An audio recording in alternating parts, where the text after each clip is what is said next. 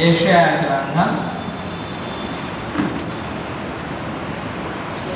66వ అధ్యాయం 13వ వచన భాగాన్ని మనం చదువుకుందాం. యెషయా 66:13. వారిని ఆదరించినట్లు నేను మిమ్మల్ని ఆదరించదను, యెరూషలేములోనూ మీరు ఆదరింపబడేరు. ఇక్కడ యెషయా ద్వారా దేవుడు మాట్లాడుతూ ఏమన్నాడనంటే, ఒకని తల్లి వానిని ఆదరించున్నట్లు నేను మిమ్మల్ని ఆదరించదను.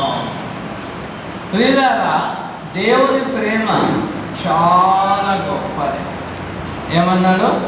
దేవుడు లోకమును ఎంతో ప్రేమించాడు. అంటే లోకం అంటే లోకంలో ఉన్న మనుషులందరినీ కూడా ఆయన ఎంతగానో ప్రేమించిండు. ఆయన ప్రేమను గురించి ఆలోచన చేస్తే, మానవుని నిర్మించకముందే మానవునికి అవసరమైన భూమండలము, అందులో సమస్తాన్ని కలగజేసి చివరిగా మానవుని సృజించాడు. ఎంత గొప్ప ప్రేమ అంటే, ఈ మానవుడు తప్పిపోతున్నప్పుడు ఆయన లోకానికి వచ్చి తన ప్రాణాన్ని ఇచ్చాడు. ఏమి? ప్రాణాన్ని ఇచ్చాడు. ప్రాణం కంటే విలువైంది ఏమీ లేదు. కాబట్టి చాలా గొప్ప దేవుని ప్రేమ. ఈ ప్రేమను ఎట్లా అర్థం చేసుకోవాలి? మనం వింటుంటాం, విన్నప్పుడు చూసినప్పుడు కొద్దిగా తేడా ఉన్నా, విన్నా చూసినా మన కళ్ళ ముందు వాస్తవంగా జరుగుతున్న దానికి సమానం కాదు. అంటే వింటాం, దేవుని వాక్యం విన్నప్పుడు అవును అది నిజమే అనిపిస్తుంది. సరే, చూస్తే వాళ్ళు మన యేసు ప్రభు యొక్క సినిమాలు, అంటే ఆయన సిలువ వేయబడిన సినిమాలు చూస్తే మనకు ఎంతోమంది ఏడుస్తుంటారు, దుఃఖం వస్తుంది. అయితే దాని తర్వాత కూడా మర్చిపోతాం. కానీ మన అనుదిన జీవితంలో తల్లి ఎప్పుడు మనం వెంబడి ఉంటుంది. కాబట్టి తల్లి ప్రేమ బాల్యం నుండి నిన్ను ఎట్లా పెంచింది, నిన్ను ఎట్లా కాపాడింది, నిన్ను ఇంతవానిగా ఎట్లా చేసింది, నీ కొరకు ఏమేం త్యాగం చేసింది, తను తినకుండా నీ కొరకు ఏమేం చేసింది, అవన్నీ ఒకసారి ఆలోచన చేసుకుంటే ఆ ప్రేమ అర్థమైంది. అందుకొరకే దేవుడు ఏమన్నాడని అంటే, ఒకని తల్లి ఆదరించున్నట్లుగా నేను మిమ్మల్ని ఆదరిస్తాను. అంటే మనం తల్లి ప్రేమను అర్థం చేసుకోగలుగుతాం, తర్వాత మర్చిపోతాం అనుకోండి, అది వేరే సంగతి పెద్దగా. కానీ ఏంటనంటే తల్లి ప్రేమను అర్థం చేసుకోగలుగుతాం, జ్ఞాపకం ఉంచుకోవాలి. లోకం మదర్స్ డే అని ఏర్పాటు చేశాం. ఎందుకొరకు అని అంటే, ఆ దినమున తల్లి చేసిన మేళ్లను జ్ఞాపకం చేసుకోవాలి. మరి సాధారణంగా కృతజ్ఞత కోడికలు, బర్త్డేస్ ఉన్నాయి. బర్త్డేస్ మనం ఎందుకు చేస్తాం? దేవుడు మనకు పిల్లల్ని ఇచ్చిండని, వారు సంతోషపడాలని. మనం సంతోషపడుతున్నాం దేవుడు మనకు పిల్లల్ని ఇచ్చినందువల్ల అని మనం ఆ బర్త్డేస్ చేస్తాం. అలానే మదర్స్ డే అంటే కూడా తల్లి చేసిన ఉపకారం, తల్లి ద్వారా మనం పొందిన సంతోషం జ్ఞాపకం చేసుకోవాలా. దేవుడు ప్రేమ, మానవుల ప్రేమను, దేవుని యొక్క ప్రేమను దేవుడు మానవులు అర్థం చేసుకోవడానికి తల్లి ప్రేమతో పోల్చాడు. కాబట్టి తల్లి ప్రేమ గొప్పది. రెండవది, దేవుడి స్త్రీని ఎందుకు చేశాడు అని అంటే, పురుషునికి సహాయపడడానికి. ఆదికాండ గ్రంథం 2వ అధ్యాయంలో 18వ వచనంలో ఆదాము పేర్లు పెడుతూ ఉన్నాడు సమస్త జంతువులకు. కానీ ఆదాముకు సాటి అయిన సహాయము లేకపోయాను. స్త్రీని ఎందుకు నిర్మించిండు? దేవుని పనిలో సహాయం చేయడానికి. లోకరీతిగా బ్రతుకుతున్నప్పుడు ఒకరికొకరు తోడుగా ఉండడానికి.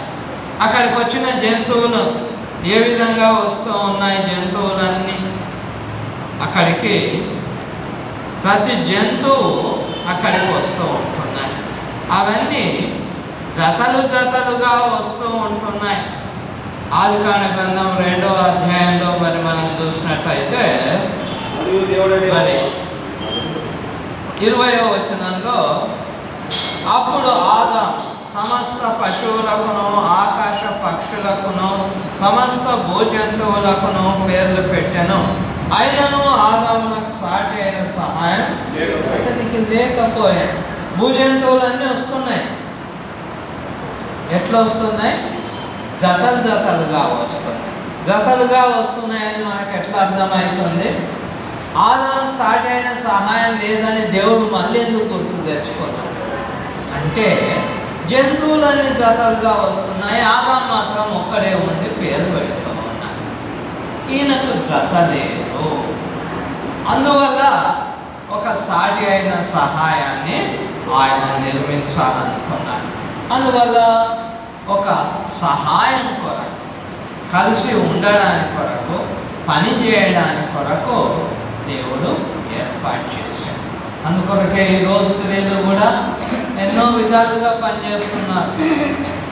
ఇంట్లో పని చేయడమే కాకుండా బయటికి వెళ్ళి పని చేసి మళ్ళీ వచ్చి ఇంటి దగ్గర కూడా పనిచేస్తూ ఉన్నారు.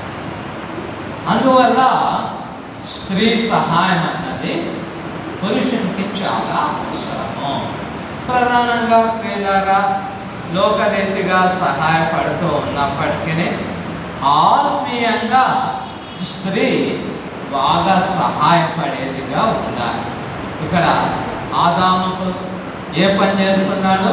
జంతువులకు పేర్లు పెడుతున్నాడు. అంటే దేవుడు ఇచ్చిన పని. దేవుడు చెప్పిండు.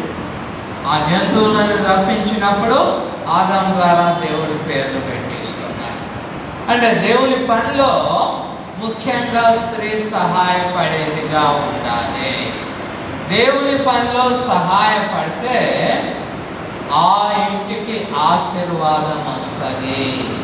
దేవుని పనిలో దేవుని కొరకు స్త్రీ మరి సహాయపడవలసినదిగా ఉంటూ ఉన్నది. ప్రియమైనటువంటి దేవుని బిడ్డలారా, దైవ గ్రంథంలో మనం గమనిస్తే అనేక మంది స్త్రీలు ఉన్నారు. ఆ స్త్రీలు రకరకాలుగా దేవుని పనిలో సహాయపడ్డవారు. మనం దేవుని గ్రంథంలో చూస్తే చాలాసార్లు చదివినాం. మరొకసారి చదివి సహాయం చేయండి త్వరగా. ఫిలిప్పీలకు రాయబడిన పత్రిక 4వ అధ్యాయం 2వ వచన భాగాన్ని దయచేసి చదవండి. ఆదికాండ గ్రంథం క్షమించండి, ఫిలిప్పీ పత్రిక 4వ అధ్యాయం 2వ వచనం. ప్రభువునందు ఏక మనసు గల వారయుడని యోదీయును సుకుటేసు బతిమాలుకుంటున్నాను. అవును, నిజమైన సహకారి ఆ స్త్రీలు క్లెమోదేవుతోనూ నా ఇతర సహకారులతోనూ సువార్త పనిలో నాతో కూడా ప్రయాసమైన వారు కనుక వారికి సహాయం చేయమని నేను వేడుకుంటున్నాను. నా సహకారుల పేర్లు జీవగ్రంథంలో రాయబడినవి. ఇక్కడ మనం గమనించినట్టే ప్రియమైన దేవుని బిడ్డలారా, ఆ స్త్రీలు సువార్త పనిలో సహాయం చేసింది కాబట్టి వారి పేర్లు జీవగ్రంథంలో రాయబడి ఈ విధంగా సహాయం చేశారు.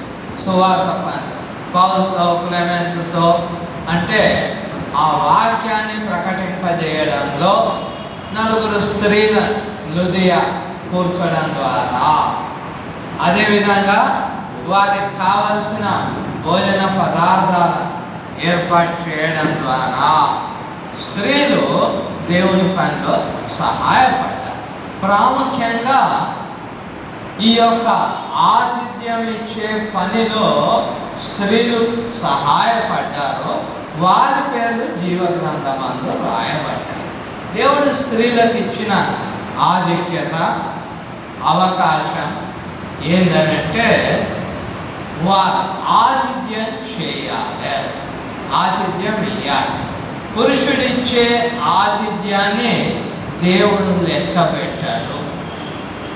పురుషుడు ఆతిథ్యం ఇవ్వచ్చు, కానీ దేవుడు దాన్ని లెక్క పెట్టాడు. స్త్రీ ద్వారానే ఆతిథ్యం రావాలి. ఎందుకొరకు అని అంటే స్త్రీ ఆ విధంగా ఆతిథ్యం ఇచ్చినప్పుడు ఆ ఇంటికి దీవెన వస్తుంది.